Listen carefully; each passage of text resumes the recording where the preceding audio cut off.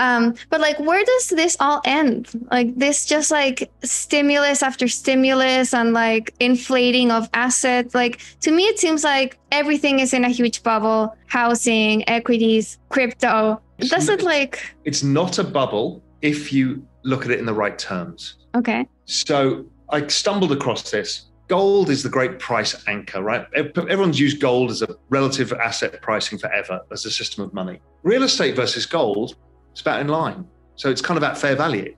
Equities versus gold, pretty much at fair value. So then it makes you think, well, why are we thinking everything's a bubble? And then I realized what was going on is that the central bank printing was devaluing the purchasing power of fiat currency, but against these rare fixed assets. And only against those, and not against wages and not against earnings. So think that through. Price of an equity goes up because equities are rare assets. Earnings don't go up. So I just saw today, Microsoft over the last 5 years, or whatever the number is, has gone up.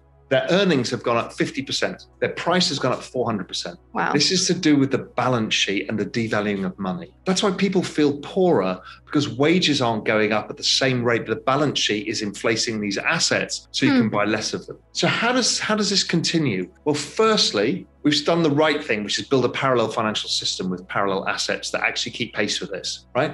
Good. Because if we hadn't have done that, we're in bigger trouble. So that is our answer. Then how do you transition off this slowly? Well, it's slowly, and then all at once, the migration moves. So will eventually all of this debt be devalued down to nothing? Probably. Will we have to use a different currency system? Potentially. But I think it just continues, and more people become aware of it, and therefore more and more people opt out of it. And if we opt out of it creates, I think it's a slow process. I thought it was, all of us in the macro world thought it was going to end with a bang. And this last recession proved to me it's not going to end with a bang. It's going to end with a whimper. It's going to we're all going to move over there, and then we're going to be immune to it. Amazing. Okay, so how this all plays out.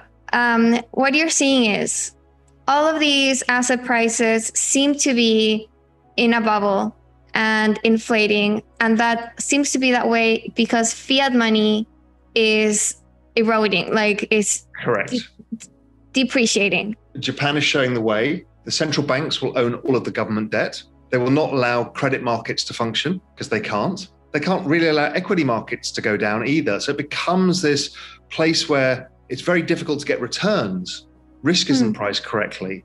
So it pushes more and more people into this other world too. In the end of it, they either have to change course once they've bought all the government bonds, or they're going to have to understand that this is going to entirely collapse these currencies. If you play it through to its logical conclusion, and nobody will care because we'll have left it. And so us leaving it is what causes the final collapse of currencies.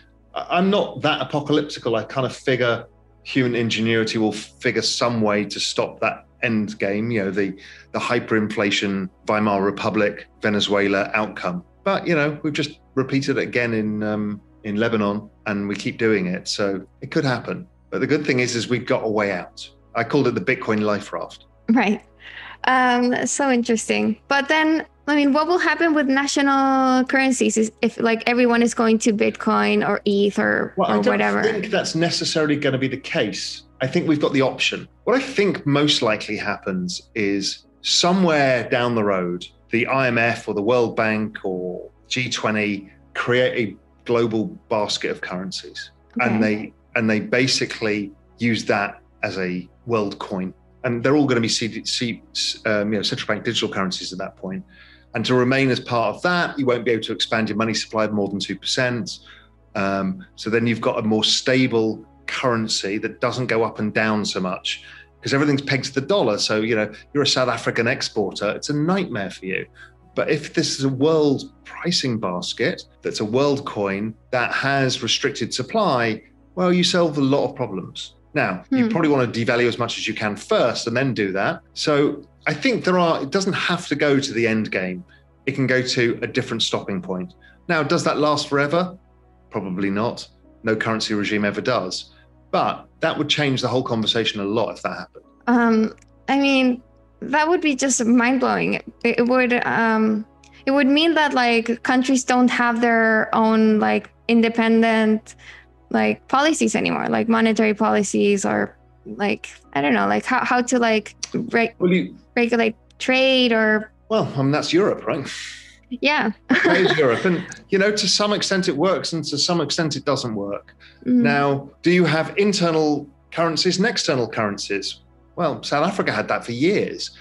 That's possible too. So I don't know. I mean, there's ways of solving this, and so you can still have the independent currencies, but maybe everybody trades using this basket. So it kind of lowers everybody's volatility. I don't know, but I think there are answers, and it doesn't always have to end with everything's going to zero. Say in the next 12 months, does Bitcoin, ETH, DeFi tokens, do they decouple and start trading because of their own like separate fundamentals, or are they going to continue as correlated as they have been? Pretty much every equity is correlated to the S&P 500. Every currency is basically driven by the dollar. Every bond market's driven by the US bond market. I don't see why it should be any different. There'll be relative outperformance differences. Maybe Bitcoin doesn't do the best, like the S&P doesn't always do the best. But if the crypto market itself is falling, it's like the equity market itself is falling, I don't have a problem with that. And there will be whole periods where, some DeFi protocol just continues to go up in a down cycle because it's getting more network effects and it's attracting a larger share of capital than it would do. So yes, I think there'll be less correlation over time, but it will be correlated by the nature of all assets. Makes sense. Because there's something called a risk curve, right? So the least risky is Bitcoin and maybe Ethereum. And, the social token that's come out on some unknown artist is probably like the most risky. Who knows, right? Or a DeFi protocol that's got tons of money and it could go to zero immediately. People allocate according to the risk curve. And the longer a bull market is in play, the more they go out the risk curve to get better rewards.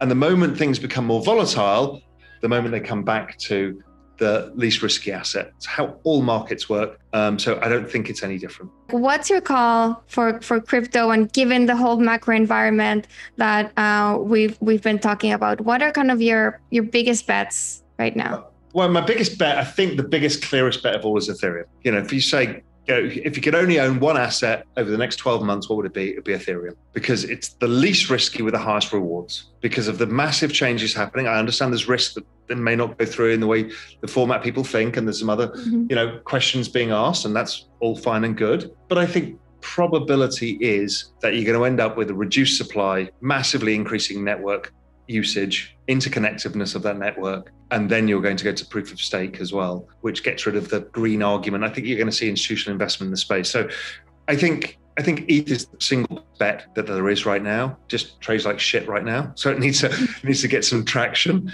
But it feels like we're in for the double pump, the 2013 repeat.